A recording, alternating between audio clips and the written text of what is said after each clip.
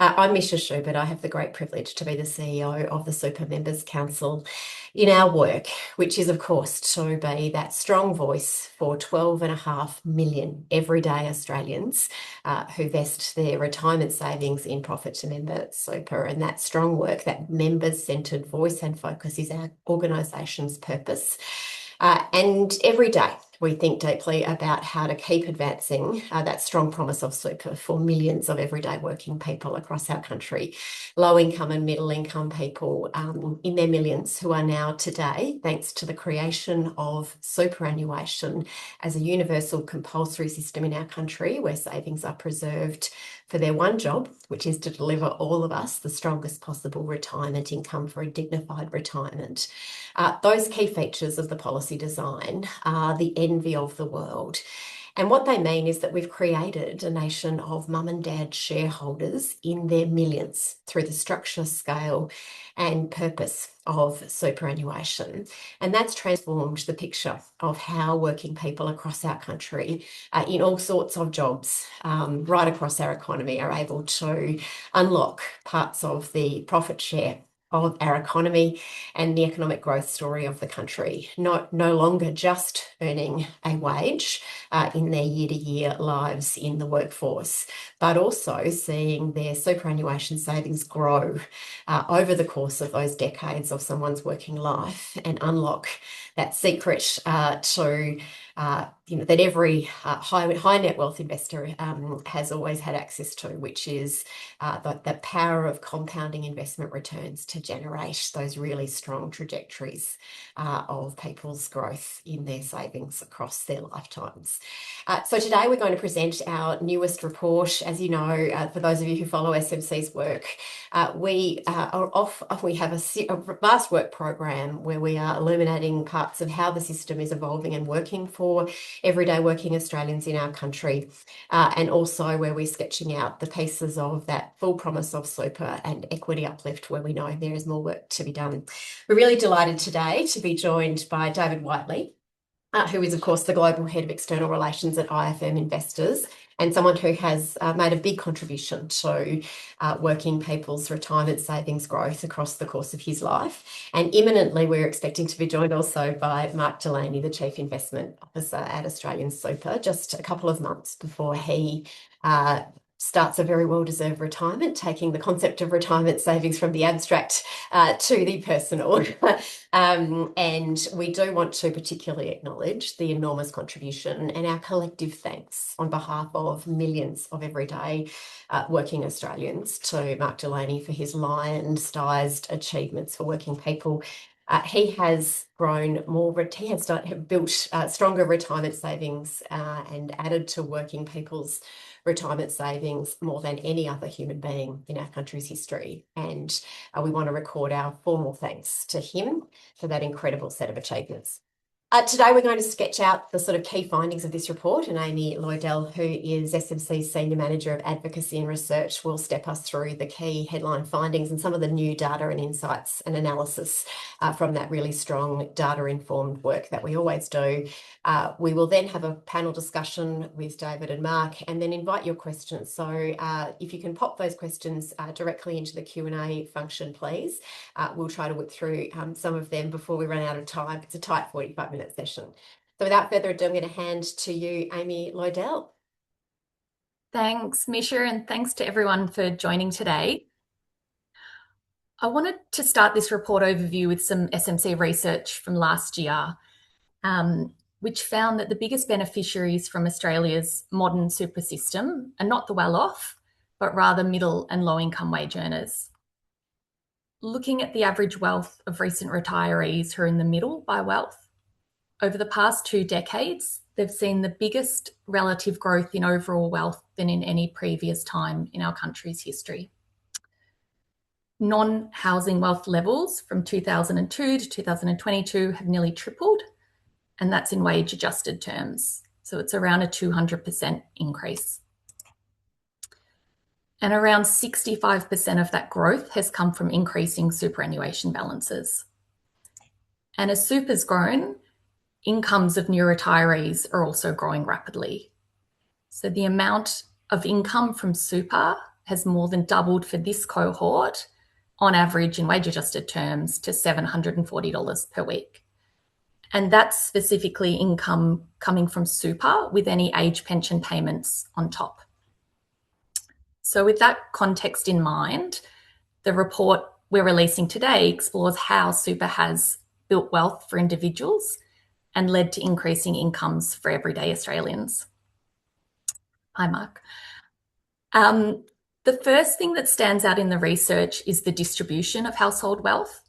So before 1992 and the introduction of the SG, working Australians may have owned a house, a little cash in the bank, and for some, a small amount of shares. Fast forward to today, and the superannuation system principles of compulsion and preservation have meant that 90% of Australian workers have super, and that's right across the wealth spectrum. So if we look at someone in the 50th wealth percentile, in 1990, they had around 90% wealth in the family home. Fast forward to today, to 2020, and it's around 70% in the family home and 20% in super, and the remaining cash in other cash and other investments. And so that means that they have a bigger stake in the growth and success of the economy and through those investments that they have in super. The increased wealth is diversified across the globe and across a range of asset classes. So on the left, we see that assets are diversified across listed and unlisted companies, infrastructure, commercial property, with the biggest allocations being to listed equity, fixed income, and unlisted investments. Unlisted investments are assets that are not always listed on a stock exchange, so including airports, toll roads, ports, and energy and water utilities. Profit to member funds have a long history of investments in these assets, which you can see in the data with the allocation at around 19% compared to retail funds at 6%. Access to these deals usually requires a large investment and is so out of reach to many individual investors. These longer-term investments have historically generated higher returns. They have lower risk and reduced volatility, and thereby improve portfolio diversification. And the rules around preservation in super have also played a big role in allowing funds to invest in these long-term, often illiquid investments. On the right-hand side, the chart shows that household wealth is also diversified beyond our shores, enabling households to capture the benefits of global investment opportunities. Total international investments have more than doubled since 2015, with Australians through super now owning global investments with a total value of over $1.35 trillion. And this map just shows some of the profit to member super fund investments across Australia. And several of these are profiled as case studies in the report to give a bit more detail about what funds they're able to invest in for the benefit of members. The picture's similar overseas, with members owning a stake in projects supporting the US and Europe's energy transition, digital infrastructure, and transport renewal. And all of these investments would be near on impossible to make as an individual mum and dad investor. One of the key reasons the super system has led to increases in household wealth that it has is because of capital growth. On the left, the chart shows that over the last decade, wages growth in Australia has been low, making it harder for workers to keep up with the cost of living and get ahead. The blue line shows that over the long run, net returns on super and profit to member funds has outstripped wages growth by over twofold. And this has helped members to continue building their wealth, particularly in the last 10 years, than if they were relying on wages alone. Our research also shows that super consistently outperforms both growth in home values and typical mortgage rates. And profit to member super funds, which is the grey bar on the right chart, have delivered higher returns than housing in major capital cities over the past 5, 10 and 20 years. And earlier in the first few slides of the presentation, I talked about how households in the lower and middle wealth brackets now hold a proportionally greater share of their wealth in super rather than in housing alone. And so they're benefiting from these stronger returns, which we're seeing in those growing wealth levels. Last year, SMC commissioned research from Canadian company CEM Benchmarking, which compared cost structures of Australian super funds to global peers. The research found that Australian profit to member super funds operated on average with investment costs significantly below the global average. They estimated that in dollar terms, this represented over $1 billion in 2023 for members saved. The figure on the right compares total fees and costs across different collective investment vehicles in Australia and shows that profit to member MySuper products have lower fees and costs than retail MySuper products, which are slightly higher, and then a lot lower than managed investments outside super. And we know that fees really matter to outcomes in retirement. And so we've got this cameo here. A 30-year-old earning the median wage today in a MySuper profit to member fund would be around $90,000 better off at retirement than if they'd been in a managed fund under a typical advisor and platform arrangement. And that's just to the difference in fees alone. In summary, our report finds that super has broadened household wealth beyond real estate and cash and allowed everyday Australians, not just the wealthy, to share in income generated by companies and assets. As a result, more Australians are entering retirement with increasingly significant super, delivering more income and easing pressure on government budgets. Even with sluggish real wages growth, capital growth through super has helped working Australians build wealth. Over the past few decades, net returns on super and profit to member funds were 2 times higher than wages growth, helping to reduce cost of living pressures for retirees. And it's those strong preservation rules that have allowed funds to invest for the long term, often in illiquid investments, including unlisted assets. We'll now move into our panel discussion with Misha, Mark and David, and that'll be followed by the Q&A. So just a reminder to pop your questions in the Q&A box as we go along.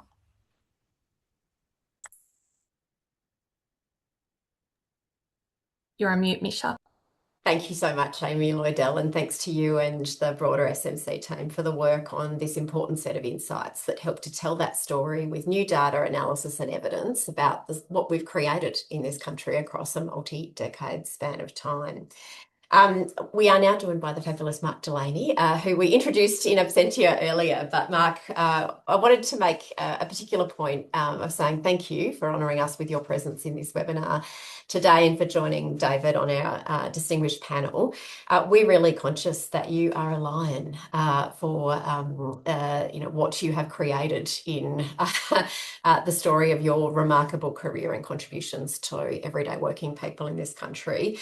Previously the CEO of the Superannuation Trust of Australia, and then of course helping to drive that creation of Australian super from 2026 across that 20 years hence. It's now grown 20 times larger in those 2 decades, and of course have served as CIO and Deputy CEO during your remarkable contribution to Aussie super members. But we're also really conscious that more than any other person in our country that you've done an enormous amount, have delivered more growth in wealth for everyday working people than any other human being that we're aware of in this country. And so I wanted to take this opportunity before we jump into a panel discussion to say thank you. What a remarkable contribution to working Australians in their millions. And we're really grateful for your leadership across that really long span of time. Well, thanks, Misha. Thanks, Amy. It's actually been a complete pleasure to do it over the whole 25 years. Nothing more real than when you go and meet the members at the meetings or you meet them in the street, you hear their stories, understand their lives, and you walk away with an incredible sense of obligation that can you do the best you possibly can for these people. All of us who work in financial services are well pampered and looked after, but a lot of the people we look after with this superannuation money aren't. And if we can make a big difference to their life, it's something which is very fulfilling. So I've had the opportunity to do that. Not everybody does, and I've been okay at it. So thank you. More than okay.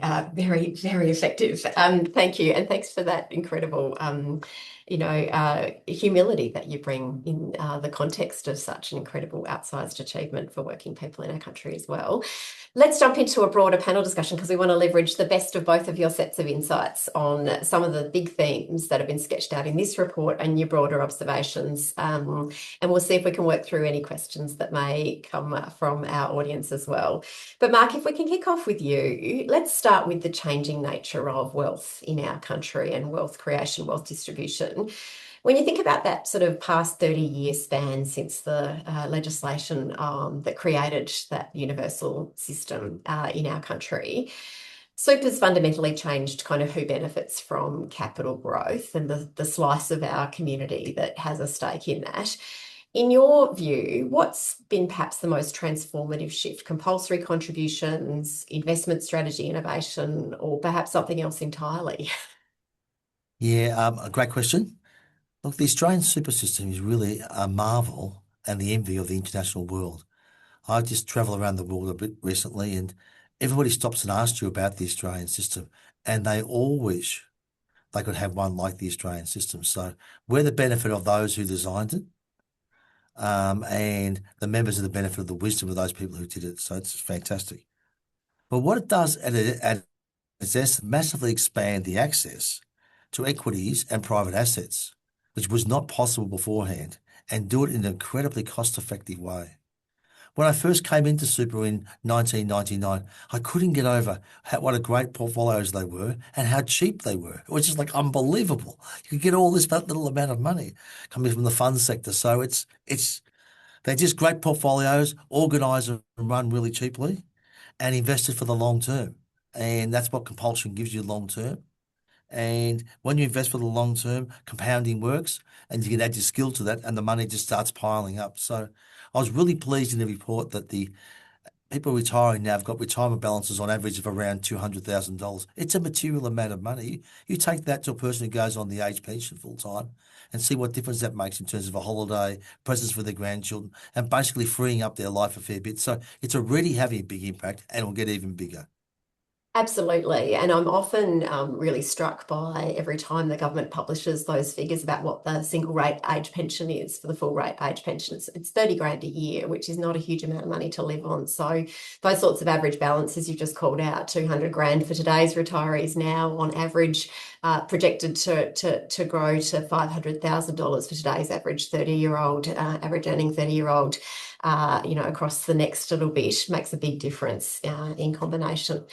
Let's bring David Whiteley in now. David, when you think about the sort of system at that sort of macro scale and taking the long view similarly, how well do you think most Australians perhaps understand the extent to which they now own household name infrastructure and global companies, the number of touch points they have perhaps in any given day where they're touching on things that they actually own part of, and how important is it for people to more broadly kind of understand the nature of those wide diversified sets of investments on their behalf?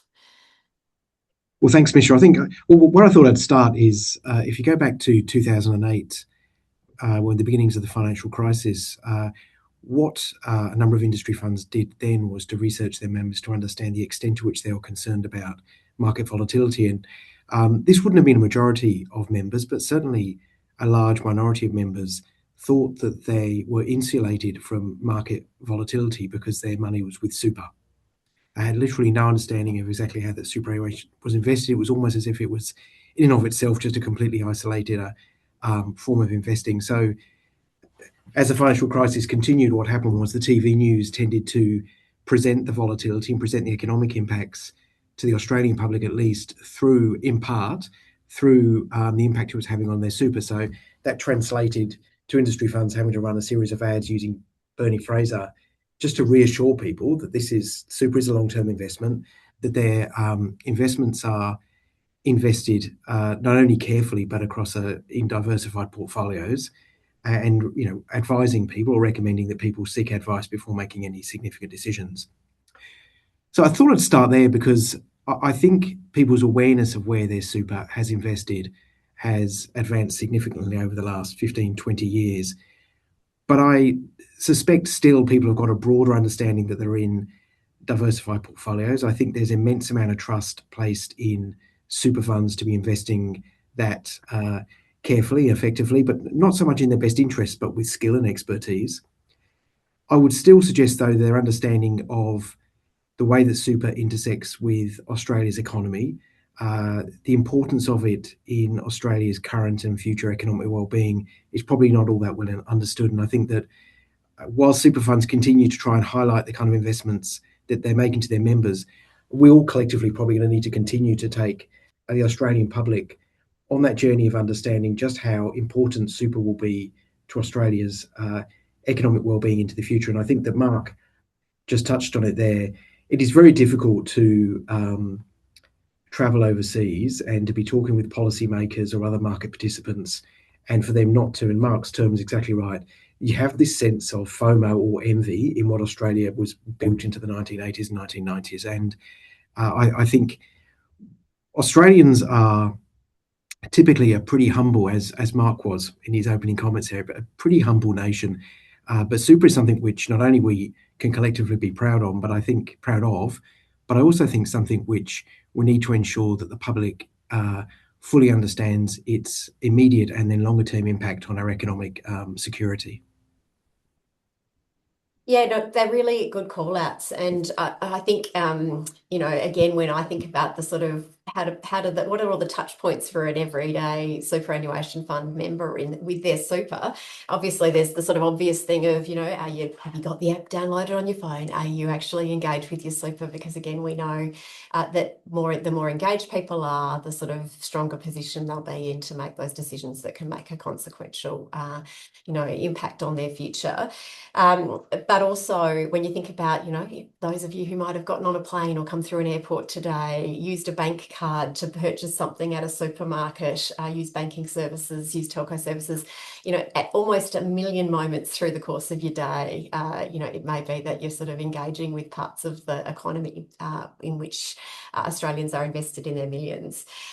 Mark, you're really credited by many people as the sort of godfather of that, investing model that's been used with such success and sophistication on behalf of everyday working people, including kind of leaning in on some of those broad suite of diversified assets. So I'm keen to kind of draw you in both on those elements of it, but also in the context of this week, David's also nodded at, how Australians think about, their super whenever there's periods of shorter term market volatility. So I wonder if I could get you to go to,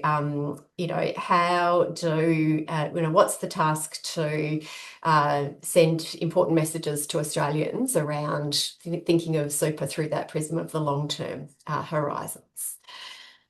Very important, because it is long-term savings. You start putting money in your 20s and it's still been putting money in your 60s. That's 40 years.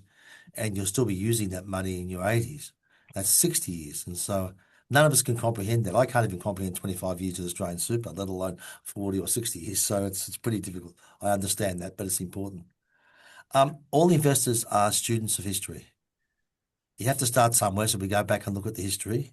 And unfortunately, market volatile events like we're seeing over the last 4 weeks happen all too often, and roughly one a year, or certainly one every 2 years.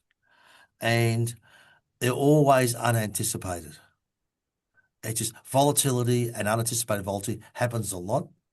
And the best way to cope with that is to have a diversified portfolio. Don't have all your money in just Australian shares and Australian bonds. Have a diversified share portfolio, and importantly, have a lot of what we call real assets, things like airports, toll roads, ports, those sort of things, which I did coin the phrase is the ballast in the boat of the portfolio. So when you're in rough seas, you want a lot of ballast in the boat to keep the boat as steady as possible as you're sailing towards your destination. So those assets make a big difference, and they've been an important part of our thinking for a long time. Absolutely. And David, to you on that, to go to the next level of detail as well. When we think about sort of where that long-term trend on sort of wages growing at a much lower rate than the sort of broader wealth creation tools of the economy as well. Wonder how important you think investments to deliver real returns above CPI and wages growth will be to Australians' ability to achieve that sort of security and manage cost of living pressures for the decades, hopefully long and healthy decades of our retirement lives when we look at those projected lifespans. So, Michelle, I think there's two ways I've looked at this. I think the first way is just, and it really comes out of the report that SMC have produced, is that wealth levels nearly tripling, and a fivefold increase in superannuation has been the main driver of this. And as Mark mentioned at the start, that means people close to retirement now, on average, will have around about $200,000 each, which is a huge amount of money that will go in many ways to significantly improving people's lives in retirement. The second piece, of course, is a kind of macro effect of all of this. And when you sort of fast forward sort of anywhere between 15 to 20 years, and you have a look at the percentage of pension costs as part of Australia's GDP compared to our comparable nations, the fact that the cost of the pension will reduce over time when that of comparable nations will all increase, and therefore the reduced burden on future taxpayers. And you sort of look at two things. The first thing was that if you go back to the history books and look at the reasons for the design of the super system, part of it was all about reducing the tax burden on future generations. Now, it might have taken 40, 50, 60 years to get there, but that's the success of a long-term stable system. The second piece, though, is not every country, but the vast majority of OECD countries are looking at a whole range of similar challenges, economic challenges going forward, one of which is around housing, as we face here, the energy transition and the costs of that transition, the need potentially to invest more in defence. And all of these are very, very significant expenses. Countries are looking at how they're going to be able to pay for this. But Australia is going to be in as good as, if not better position than any comparable nation in order to meet some of this, in part because of the Australian superannuation system and the fact that it will reduce that burden on future taxpayers. And it's an economic issue, of course, but also a broader social issue in terms of intergenerational equity and how can any nation share the economic pie. And the superannuation system is going to be something which will alleviate some of the burden for future policymakers, but for future citizens of Australia. Absolutely. We will jump to AI in a minute, and I know there's already a question in the chat asking about it, both in the context of super funds operations and the super systems operations, but also as an investment class. But just before we do, I wondered, Mark, if I could get you to unpack a little bit more about the role of preservation of super savings and how important and consequential that is in constructing those sort of long-term sophisticated portfolios that enable the sorts of really strong trajectories we've seen in when we look through the history of those returns across several decades. Yeah, preservation really is the bedrock upon which the whole system is based. The unfortunate fact is the highest returning long-term investments happen to be the ones which are fairly volatile. You don't get something for nothing in this world, so you don't get strong long-term returns without accepting a fair dose of volatility. The way to manage that volatility, and you see the current period is an example of that, is to have a long-term horizon and not focus on what's going to happen to the Straits of Hormuz next week or the week after, or whether you can fill up your car the week after that. But what are things going to be like next year and the year after? How's AI going to transform economies? How's Australia going to adjust? And all those longer term themes drive all long-term value. But you can only do that if you assume your money is going to be there for the long term. If you decide to take it out halfway along the journey, well, you'll never get to the destination. So preservation, which means your money has to stay in the system until you get to age 65, really gives people like me the opportunity to invest in great long-term investments and not worry about the short term. Absolutely. And it's a really important feature when you think about the sort of jurisdictions around the world that don't have it, and what a difference it makes in the Australian trajectory of people's wealth creation across their working lives. Why don't we just jump then through that invitation with the nod that you've just given in that answer then, Mark, on AI. And we've got a question in the chat from someone saying, how are super managers dealing with the impact of AI, both operationally and in terms of the investment opportunities and risks? So maybe to you first, Mark, and then we'll bring David in on AI opportunities and operationalisation. I'm no technologist. Have a look at me. I'm not 35 years of age and I don't work on Facebook in Silicon Valley. But there's a few things I'll make about AI. The first one, what it's going to do is industrialise white collar work, the same way mechanisation industrialised office work. And that's going to change how things are done. You're going to be able to do a lot more things at a lot faster scale and a lot more cheaply. So it's going to be a big part of the future value chain for how money's being created. Now, when we look at AI, you've got everything from the software to the computing companies, to the hardware like the chips, and then to where you put the computers like the data centers. And finally, there is who's going to use all this AI to transform the business and to create a new future. The first part of what I talked about, people are pretty much on top of, but the topography changes really quickly. Who had heard of Anthropic 6 months ago? No one. It was all ChatGPT, and now that's forgotten about? What about Anthropic? Or Gemini, that wasn't around 8 months ago or a year ago. Now that's up here. So these things are changing quickly. But the biggest change going forward is going to be how people are going to use AI to transform their businesses. So we'll need a hefty exposure to AI because AI is where the future is going to be, but not overly concentrate in it because these journeys into the future are never smooth. There's fits and starts and there'll be ups and downs. So it's not an easy one-way path. And so we need to step into it, but do it in our eyes open, considered way. Fantastic kind of set of observations. David, do you want to build on that set of opening thoughts from Mark on AI? Well, I think the couple of areas here. I think the first instinct from an IFM perspective, in particular, from an infrastructure perspective, obviously we're looking at the opportunities there when it comes to data centres, but also the energy needs of those data centres and what opportunities may arise. The second point, I suppose, is more broadly, not from an IFM perspective or even from a superannuation perspective, but there's clearly going to be significant change arising out of AI in terms of, and then the investment the business is making and the impact that may have on employment. And all of us need to be just, thinking through fairly carefully how we transition that change. And I think this is something which is way beyond the superannuation sector, but one which I think all business groups will be working alongside civil society and alongside governments to be working through how we manage that transition. And I think just taking back to a point I made a second or two ago, Australia is a nation, I suspect, which is probably as well placed as any to manage that transition in a manner which is we get all the economic benefit, but also ensuring that we've got the social benefit and protections in place too. Terrific to have you both kind of offer some insights there. Another question out of the chat, and maybe either or both of you want to tackle this one. How do unlisted infrastructure investments fare in a highly inflationary environment? Do they help or hinder portfolios for everyday workers? I'm going to defer to the CIO of Australian Super for that, Mark, if you don't mind.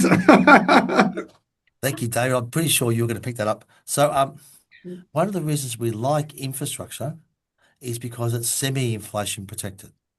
A lot of the revenue streams are inflation linked. So if inflation goes up, so does the revenues on those underlying investments. So they're a very good investment to have, and having inflation linked revenue streams is hard to get in the portfolio. So that's really good. Unfortunately, those revenue streams are also discounted by interest rates. And as inflation goes up, so do interest rates. So what we might get on the top line in revenue, we probably give a bit back with a higher discount rate. But nonetheless, they'll hold up pretty well compared to imagine investing in stocks. David, did you have anything? Well, look, my super's all invested with Mark rather than. I'm more than that. I was more than happy to defer to Mark on that. Excellent. I wondered if we could just, as we kind of winnow to a close and we're trying to keep tightly to time and just have a couple of minutes left on the clock, I wondered if I could ask you both to talk about, obviously super has one job, and that is to deliver that strongest possible dignified income stream in retirement for Australians in their millions, including many, many low income and middle income people across our great country. And it's really quite a remarkable thing, the size of that capital pool across the next sort of 4 to 5 years. Our projections are that that collective capital pool will leapfrog the Canadians and the Brits by sort of 2030-ish to be just nestled behind the US as the second biggest pool of retirement savings capital in the world.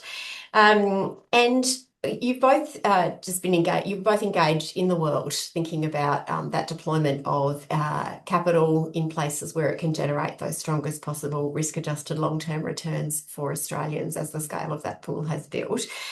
What are the sort of ways in which the rest of the world looks at that capital pool, and why is it also attractive to the world, even though it has that one clear job of generating those strong returns for Australians who own it back home? Maybe to sort of have a first go at this. I think so. I mean, we have an engagement with governments across the world, and there's been two elements to much of that engagement. Firstly, a desire to attract this Australian pool of capital to invest in particular countries, and also, as you mentioned before, interest in the system design itself. So in many respects, they could create a similar pool of capital. In terms of what's attractive about super, it's firstly the fact that it is workers' retirement savings. That brings with it, particularly for politicians, it brings with it a sense that this is not just another part of the finance sector, but there is an understanding by the super funds as investors, and it would be their experience with pension funds in their own country, that there is some understanding of a pool of capital that will always place members first, but at the same time has one eye to recognising the need to the broader societal benefit that the finance sector is there to serve. The second piece is they understand that it's long term. From the Australian perspective and the super fund perspective, along with Canadians, they recognise that there is that expertise in infrastructure in particular. So that's why it's been very attractive to nations seeking investment in their infrastructure. And the final thing we get is the sort of halo effect from Australia. So Australia is seen as a very reliable nation. It's seen as a middle power. It's seen as a country which other nations can trust. And I think that, therefore, Australia's super system is bringing with it a whole series of perceived benefits. And then, of course, where we've been investing already, whether it's in property or private equity or in infrastructure, I think the track record we've had has been of being good, long-term, reliable investors. And all of this is making this pool of capital highly attractive to different nations, different governments. Anything you wanted to add on that, Mark? Yeah, well, that was an excellent answer, David. Thank you very much. You've ticked off all my points here. Thank you very much. I just think that I like the phrase David used, the halo effect. We are the beneficiary of a great system. We have great institutions, but we're a beneficiary of a great system.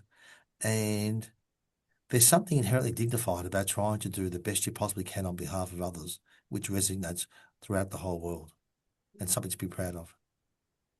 Yep. Well said.